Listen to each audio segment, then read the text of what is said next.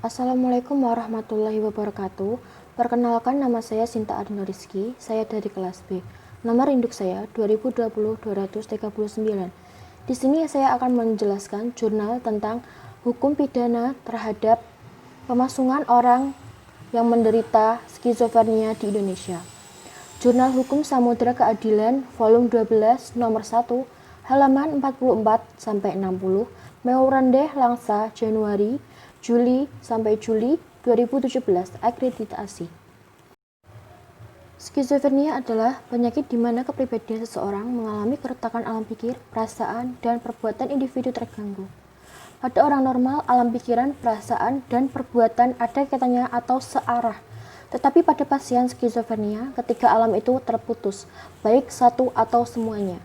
Menurut Jablinski dan Nasrullah mendefinisikan bahwa skizofrenia merupakan gangguan mental berat serta umum ditemukan dalam masyarakat. Pada sebagian kasus skizofrenia, dibutuhkan terapi medis dan terapi sosial jangka panjang. Angka kejadian pada masyarakat adalah 0,17% dan sampai 0,57% per 1.000 penduduk dan angka prevalensinya sekitar 2,4% sampai 6,7% per 1.000 penduduk. Menggambarkan pelangsungan kronik yang khas. Skizofrenia merupakan gangguan jiwa dengan klasifikasi berat dengan perjalanan penyakit yang progresif, cenderung menahun atau kronik, eksaserbasif, serta yang paling banyak menderita. Kira-kira 60% penderita gangguan jiwa menderita gangguan skizofrenia, dan 40% dari total tersebut menderita skizofrenia hebefrenik. Sesuai dengan Undang-Undang Nomor 23 Tahun 1966 tentang Kesehatan Jiwa menyatakan bahwa pasien gangguan jiwa yang terlantar harus mendapatkan perawatan dan pengobatan pada suatu tempat perawatan. Kurangnya pengetahuan dan pemahaman masyarakat akan gangguan kejiwaan serta minimnya pelayanan kesehatan jiwa yang dapat diakses dan terjangkau menyebabkan HODMK atau orang dengan masalah kejiwaan dan ODGJ atau orang dengan gangguan kejiwaan sering terabaikan secara sosial. Konflik di dalam keluarga itu sendiri, adanya diskriminasi yang dialaminya ketika berada di dalam lingkup keluarganya juga dapat memicu seseorang mengalami gangguan jiwa. Pemasungan terhadap orang yang diduga mengidap gangguan kejiwaan merupakan tindakan yang bertentangan dengan hak asasi manusia. Tindakan pemasungan merupakan gejala yang umum ditemukan di negara berkembang, termasuk di Indonesia.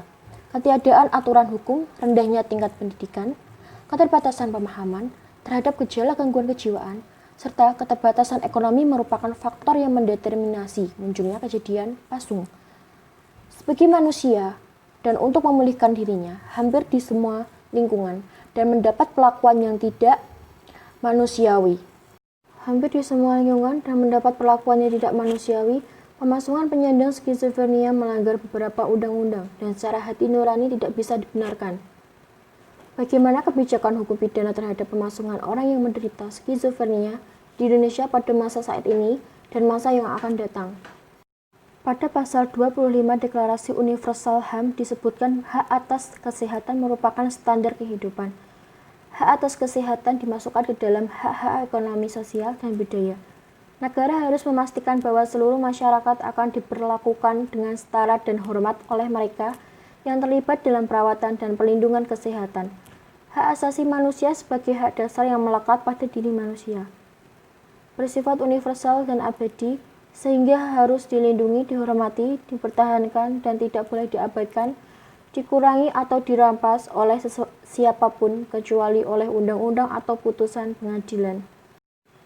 Program hak asasi manusia ini bertujuan untuk mengupayakan terjadinya persamaan hak asasi manusia dan dukungan dalam hal ini terhadap penyandang skizofrenia.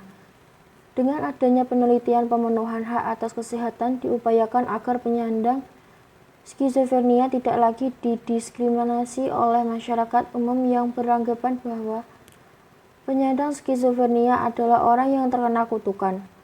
Selain itu juga agar masyarakat lebih terbuka lagi untuk melihat bahwa penyandang skizofrenia pun bagian dari masyarakat yang mempunyai hak yang sama dengan masyarakat lainnya tanpa terkecuali. Pemangku kewajiban HAM sepenuhnya adalah negara. Dalam hal ini, pemerintah negara harus melaksanakan kewajiban pemenuhan HAM dalam bentuk antara lain penghormatan, melindungi, dan memenuhi. Kewajiban untuk menghormati adalah kewajiban negara untuk menahan diri untuk tidak melakukan intervensi, kecuali atas hukum yang sah. Negara tidak memang harus memenuhi hak-hak warga negara seperti halnya pemenuhan hak atas kesehatan bagi penyandang skizofrenia. Undang-Undang Nomor 39 Tahun 1999 tentang Hak Asasi Manusia dalam menimbang huruf B disebut bahwa hak asasi manusia merupakan hak dasar yang secara kodrati melekat pada diri manusia, bersifat universal dan langgeng. Oleh karena itu, harus dilindungi, dihormati, dipertahankan, dan tidak boleh diabaikan, dikurangi, atau dirampas oleh siapapun. Kesimpulan dari Jurnal Kebijakan Hukum Pidana terhadap Pemasungan Orang yang menderita skizofrenia di Indonesia. 1. Kebijakan hukum pidana terhadap pemasungan orang yang menderita skizofrenia di Indonesia pada saat ini belum mendapatkan pengaturan yang memadai untuk menjadi landasan hukum bagi aparat penegak hukum. Hingga saat ini, pengaturan tentang pemasungan tidak diatur secara khusus dalam KUHP.